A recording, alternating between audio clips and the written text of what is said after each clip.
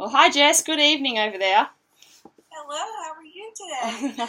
I'm good. I know, sorry, good morning, good evening here. Good We're on morning. different time Yes, zones. Yeah, so you're just saying you just rolled out of bed and I'm just probably heading to sleep. Well, right. But thank you that's for how waking the up. magic of the internet works. I know, We can it's all it's connect with each great. other. Oh, we're so lucky to have it. So yeah, thank you for rolling out of bed and participating in this interview. I really appreciate it. So I want to just dive straight in and ask you, what was your reason for ditching sugar? Well, my reason for ditching sugar was because I was diagnosed with polycystic ovarian syndrome around age 18. So for me, that was about 30 years ago. And Uh, back then, there was nothing they knew what to do for polycystic ovarian syndrome or how to control it other than throwing me on birth control pills, which did not absolutely, we find out now, address anything to do with the underlying causes of that syndrome.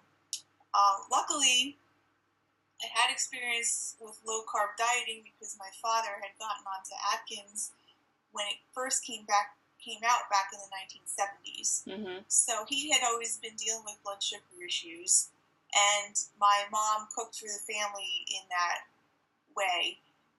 So we didn't have a lot of processed food and cake and candies and stuff like that in the house just because of my dad's diet. And of course, after 18 and then you go to college, you get exposed to all these things, and that's when the problems for me in the weight gain really started to happen because I was exposed to stuff that was exacerbating my situation. But, 5 pounds here, 2 pounds there, who cares, because I was already pretty slim. But then, I didn't get my cycles, the weight gain started happening, other stuff. And by the time I was in my late 20s, I had been working in a pretty important job, traveling around the country doing software consulting. And I was thinking about, hey, do I want to start a family? And that's when it got to the point where they didn't have any fertility medication for that until I was on Clomid. And it took me 5 rounds of Clomid, and I had to put myself on an ultra low carb diet just to make anything happen. And with Clomid, they only allow you to have 6 rounds before they make you stop, and they move on to the next level of fertility treatments. And I was like, whoa, this is just too crazy. But by the 5th round, I got pregnant with my son. And he was full-term birth, but he was a very large baby. He was 9 pounds and 3 ounces. For first pregnancy, it was a little tough. And I'm only 5'3". So. Oh wow! Yeah, he was a big boy. And so then a few years later, we decided again to try for it. But by this time, the research and the doctors had come along enough where they could put me on metformin to help control what was going on with my blood sugar stuff, so that I didn't have to be living on 5 carbs a day, kind of a thing, in order to induce fertility. Right.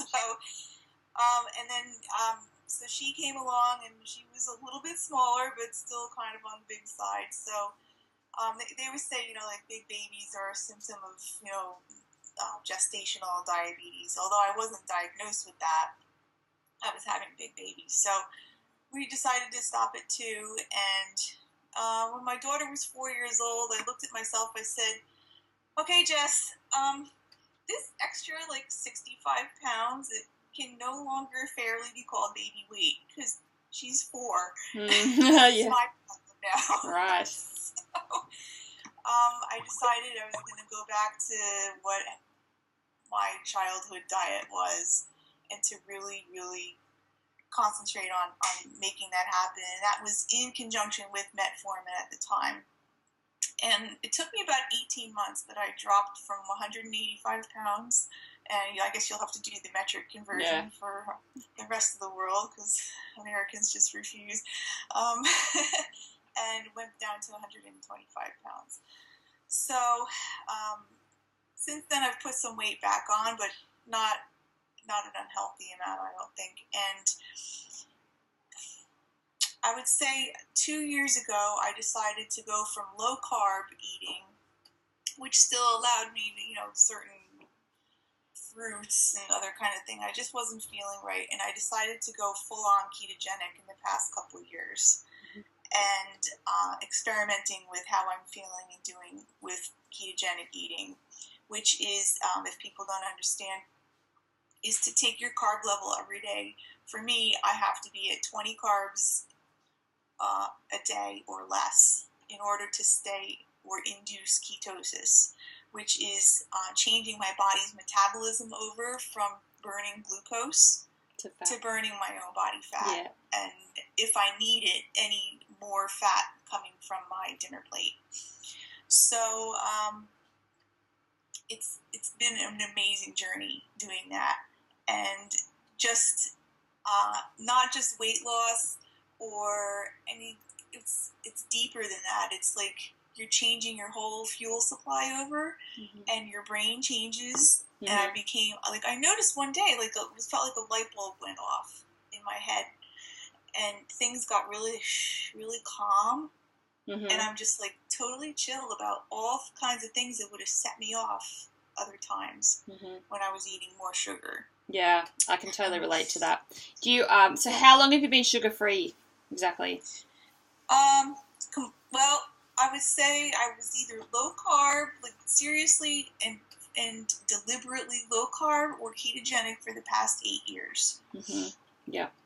And do you still eat any forms of sugar at all at the moment? I will make things that have sweeteners, artificial sweeteners in them, but those sweeteners are erythritol or stevia, because they're actually coming from a plant source, not from a factory kind of plant. Yeah, right? sure. Yeah. And when they're in season, in fact, right here in my area, I belong to a community farm agreement kind of a program, so we pay the farmer up front, and then we get an allotment every week of what they were growing. So this time of year is the strawberries are coming in. So when I will eat berries like that when they're in season, and they're only in season here for a couple of weeks. So when I get them in my allotment, I enjoy the heck out of them, and then I don't look at them again until the right season for that kind of stuff comes. Yeah, that makes sense. Drink sugary drinks. I don't eat bread. I don't eat pasta. I don't eat rice or things that grow as roots, like potatoes kind of thing. It just makes me feel bad. So it's not it's a deprivation thing. It's more I want to continue feeling good. So those are the things that pull me back in the black hole, and I just say no thank you to them. Yeah. So I don't feel bad about it at all. That's a great reason as well. And what sort of support did you get around all of this transition?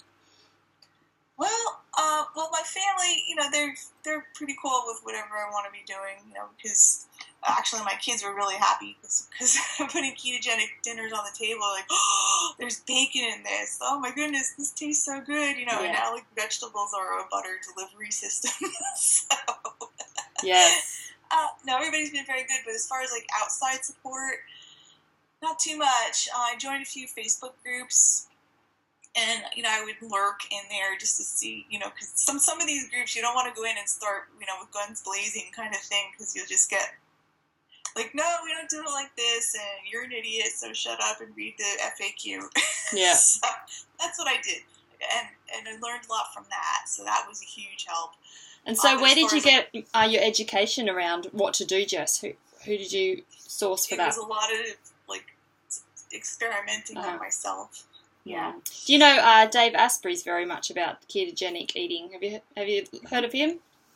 Oh yeah. Yeah, he's great, right? Yeah, he runs the Bulletproof Company, and there's a lot of people. In fact, I know there was a cardiologist from the UK who just came down to visit you guys in Australia, Asim Malhotra. You may see him with some interviews on TV or things, talking about ketogenic and adding fat back in and not doing low fat kind of thing, because it's not good for your heart.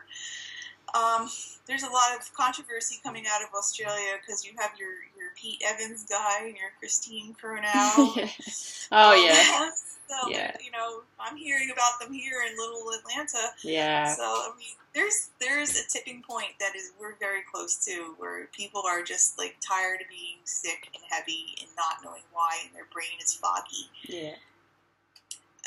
You don't have to be like that. Mm. Life doesn't have to be like that, where every 3 hours you're scrounging around in the pantry looking for your next hit, kind of thing. No, exactly. Like, I can go for hours.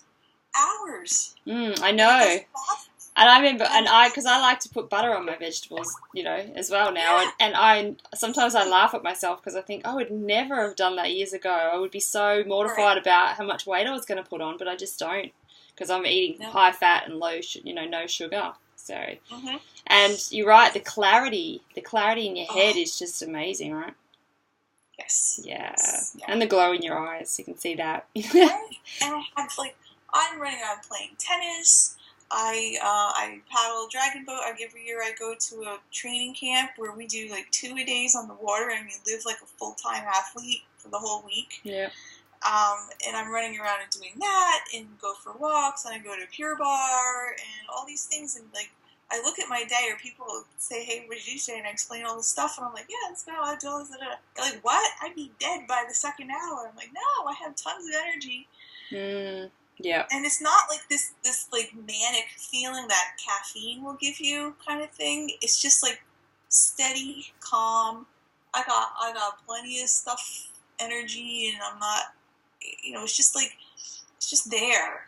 It's just who I am now. Not this crazy up and down with the caffeine spikes kind of thing. Yeah, it's great. So what was there would have probably been a few different things that you might like to refer to, but what was probably your biggest challenge along the way, you think? And it's something that other people could relate to, and then therefore you could give them a little heads-up tip about how to maybe, tackle that hurdle. Well, one of the biggest challenges, and it's getting better, is actually being able to find food in the store, in the grocery store. Mm-hmm. I just resigned myself that I'm going to have to cook. Yep. I'm going to have to cook my own things from scratch, and which means that there is a block of time that people will have to take out of their day, weekly or whatever, to put meal plans together that have the appropriate combinations of things in them for your macros, and from that make your shopping list. And you're going to have to spend some time cooking. You can't just zip through the drive-thru anymore.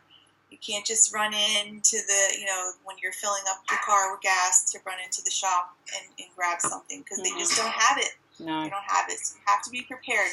But the other side of that is that it's very easy and doable to go a lot longer between meals. So if you find yourself in a situation where the options for eating are really pretty detrimental, just skip that meal and you'll be fine. Yeah. And you just make it up at the next meal. Yeah, exactly. The other thing is a lot of pushback from like friends and family who don't understand. So you remember that movie Fight Club? Where they said the first rule of Fight Club is don't talk about Fight Club. Well, the first rule of keto is don't talk about it. If people don't know you're not doing something different, they don't ask you. so against the current paradigm that people are just like, what? You're going to put yourself in an early grave and all this, and then they think it's okay to tell you what to do, whereas in any other subject, they wouldn't dare say, don't tie your shoes that way, tie your shoes this way. Yeah. What do you mean? So I'm still funny. just tying shoes. Yeah, that's right. I know. That's great. Well, I really appreciate you taking some time out of your probably busy day and speaking to us about your experience with the, it's such, it's really good to hear a different angle and, hear a little bit about ketosis and stuff like that. It's definitely something that I love to talk about as well. And and I, a very high fat diet now, which is, it's totally, like you said, out of the paradigm of normal living. But I'm a healthy weight and I don't put on much weight. Eating 2 avocados a day or whatever.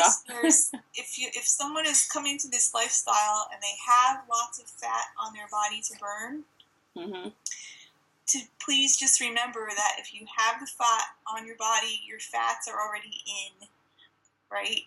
So you don't need to be adding more to your plate. You need to look for look for a version of ketogenic diets, because there are many different versions depending on what your context is.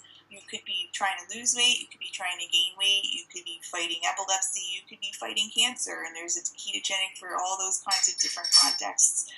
So if you are a very heavy person, you don't need to be loading lots of fat on your plate because you already have your fats in to burn. Versus if you're very slim and you need that energy, obviously it's not on your hips anymore. You need to put it on your plate to have it on your plate. So there's that. Yeah, that's a great ending tip. Thank you, Jess. Yeah. Well, thanks again for spending time with us, and we'll talk to you soon. Thank you very much. I love doing this interview with you. Thanks, Jess.